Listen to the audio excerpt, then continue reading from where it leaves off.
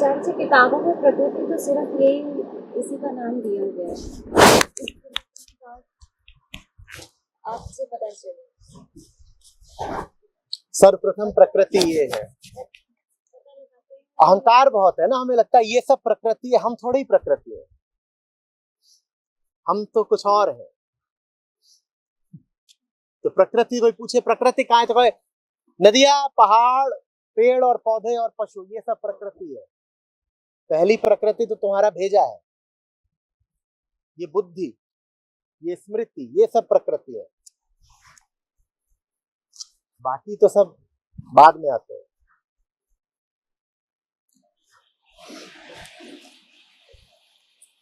जैसे वो कुछ नियमों से संचालित हो रहे हैं और उन नियमों को तोड़ नहीं सकते, वैसे ही हम भी नियमों पे ही चल रहे हैं। हमारा शरीर ही नहीं उन नियमों पे चल रहा है, गौर करना, हमारा मस्तिष्क भी उन्हीं नियमों पे चल रहा है। इसीलिए इस मस्तिष्क को चैतन्य कहना भूल होगी। ये तो मात्र प्राकृतिक है, चैतन्य कुछ और होता है, उसका लेना देना मस्तिष्क से नहीं है। मस्तिष्क और मन अलग होते हैं, ब्रेन और माइंड अलग है। मस्तिष्क, ब्रेन प्रकृति मात्र है। इसका भी रिमोट कंट्रोल कहीं और है, हमारे हाथ में। तुम्हारे हाथ में तो कुछ भी नहीं है। तुम इस नदी को बहने से नहीं रोक सकते, तुम बादल को बरसने से नहीं रोक सकते, तुम सूरज को तपने से नहीं रोक सकते, और तुम अपना गुस्सा भी नहीं रोक सकते। ये सब प्राकृतिक बातें हैं। तुम अपनी बढ़ती हुई उम्र रोक सकते हो? तुम कह सकते हो कि आज मैं 40 साल का हूं, अगले साल भी 40 का ही रहूंगा? रोक सकते हो क्या? कुछ नहीं रोक सकते। तुम पृथ्वी को उसकी कक्षा में घूमने से नहीं रोक सकते, तुम अपनी बढ़ती उम्र नहीं रोक सकते, तुम अपना गुस्सा भी कहाँ रोक सकते हो?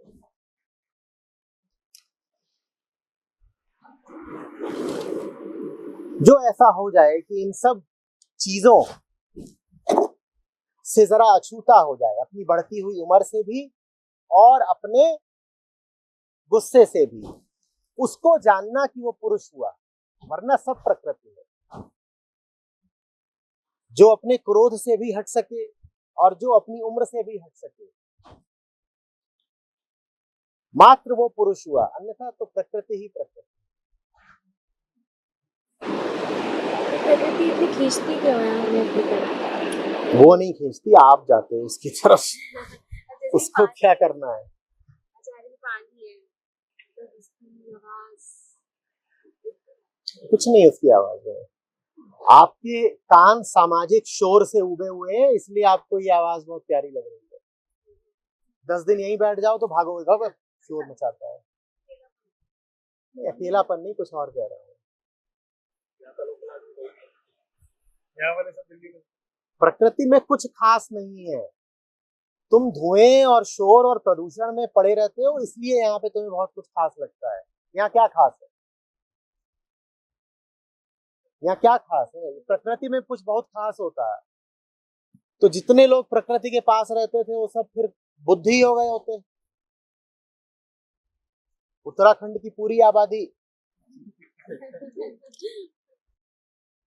हाँ, बुद्धों की और कृष्णों की होती। प्रकृति में कुछ नहीं है। हाँ, तुम जहां रहते हो वो जगह प्रकृति से भी गई गुजरी है, इसलिए उसकी तुलना में प्रकृति तुम्हें खास लगती है।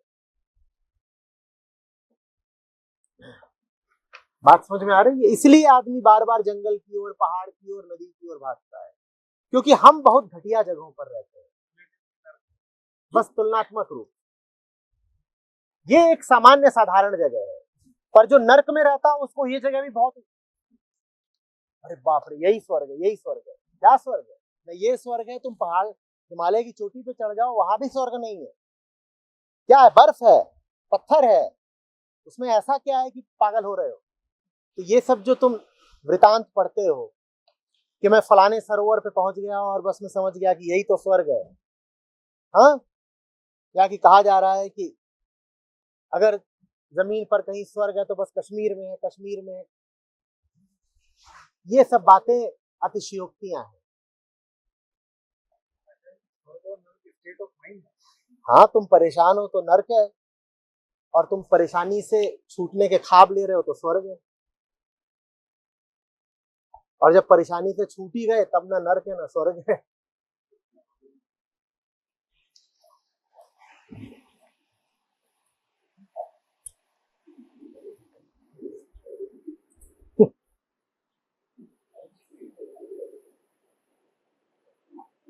कल हम बात कर रहे थे ना कि आदमी हर चीज को भोगना चाहता है, अनुभववाद। तो प्रकृति को भोगना भी उसी में शामिल है कि 50 जगहों पे जाएं और प्रकृति का रस चूस लें बिल्कुल, और ऐसा लगता है कि वाह, जीवन में न जाने क्या मिल गया। फलाने रेगिस्तान में घूम आए, फलाने देश हो आए, पहाड़ पे चढ़ गए, फलाने समुद्र में गोता मार दिया, लगता है ये देखो यही तो है सब कुछ। ले हो आए, मानसरोवर हो आए, सिक्किम घूम रहे हैं, तो चलो साइबेरिया चलते हैं। क्या पा जाओगे वहां पर? हाँ, नदी, पानी, हवा, पत्थर, पहाड़, इनसे हटकर कोई और जगह है क्या कहीं? तुम चांद पे चढ़ जाओ, वहां भी और क्या पा जाओगे? वहां भी क्या है? लेकिन आदमी कंज्यूमर है, अनुभवों का बहुत बड़ा कंज्यूमर है आदमी। हमें सब भोगना है। तो नदी के पास भी आते हैं, फिर यहाँ पे फोटो खिंचवाएंगे और फिर डालेंगे। कुछ नहीं कर रहे, तुम भोग रहे हो उसको, और उस भोग से तुम्हारी प्यास बुझेगी नहीं। तुम नदी किनारे आके नदी में गोता मार के भी प्यासे ही लौटोगे। यात्राएं कर करके, अनुभव ले लेकर के अगर मुक्ति मिल गई होती तो सब बस कंडक्टर और एयर होस्टेस बिल्कुल मुक्ति हो गए होते। स्विट्जरलैंड में सारे बुक हो गए। बिल्कुल। आचार्य जी, जब हम नेचर के पास होते हैं तो हमारे मन में बहुत ज्यादा ग्रेटिट्यूड होता है, वो रेगुलर लाइफ में नहीं। यही तो ग्रेटिट्यूड होता है कि उस रेगुलर लाइफ से छूटे। पागल। और वो ग्रेटिट्यूड भी इसलिए होता है क्योंकि इस प्रकृति के पास तुम महीने में 2 ही दिन आ पाती हो।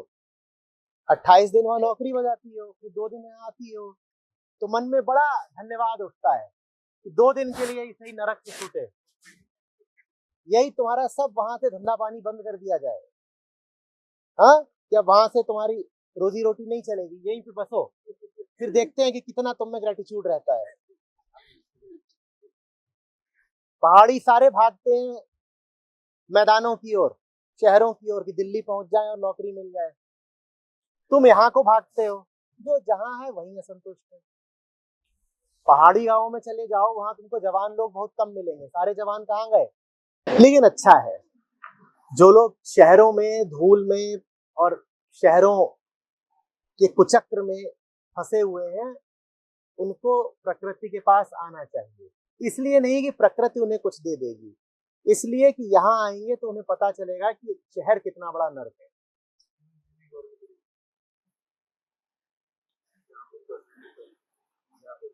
बस जाओगे तो भागोगे, तुम भी भागोगे।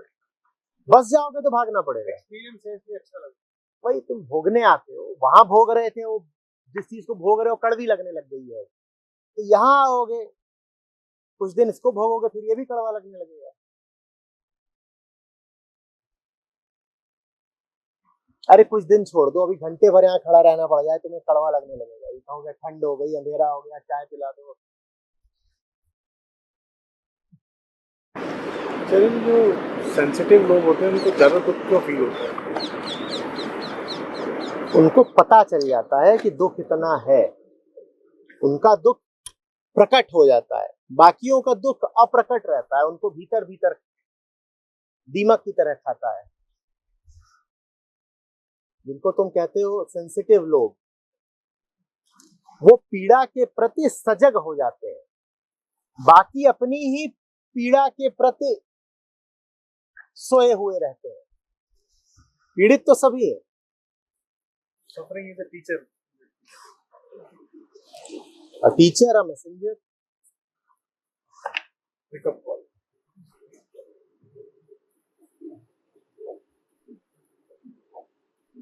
बताने आती है कि कुछ गलत है, ठीक करो। देखते हैं तो टेरिबली रॉन्ग नजर आता है। तो तुम कहते हो इतना कौन ठीक करे, सो जाओ। पीड़ा आती है तो दो तुम उत्तर दे सकते हो उसको, एक तो ये कि जग जाओ, और दूसरा ये कि और भी गहरा सो जाओ।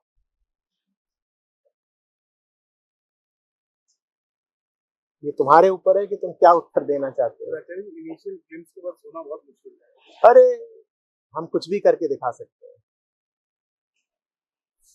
सोना मुश्किल है तो भांग की गोली ले लो, कोई और नशा कर लो। नींद आ नहीं रही तो लाई भी तो जा सकती है।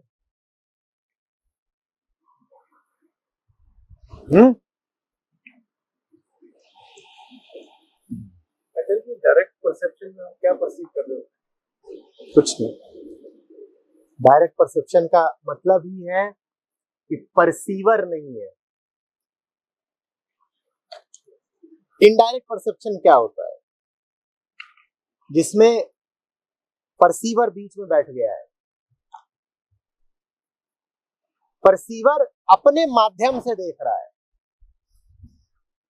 परसीवर, दृष्टा अपने माध्यम से देख रहा है दृश्य को।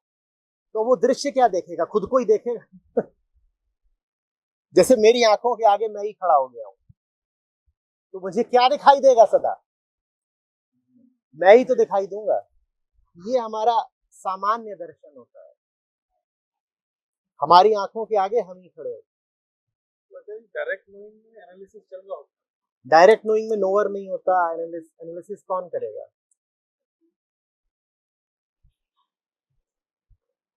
डायरेक्ट नोइंग होती है ऐसे, उसमें बीच में किसी बिचौलिए की जरूरत नहीं होती। खड़े हो और कुछ बात कौन गई,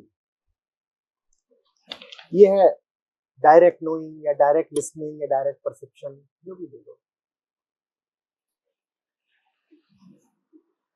खुद तुम बीच में आए ही नहीं, न तुम बीच में आए, न तुम्हारी बुद्धि बीच में आई, न स्मृति बीच में आई,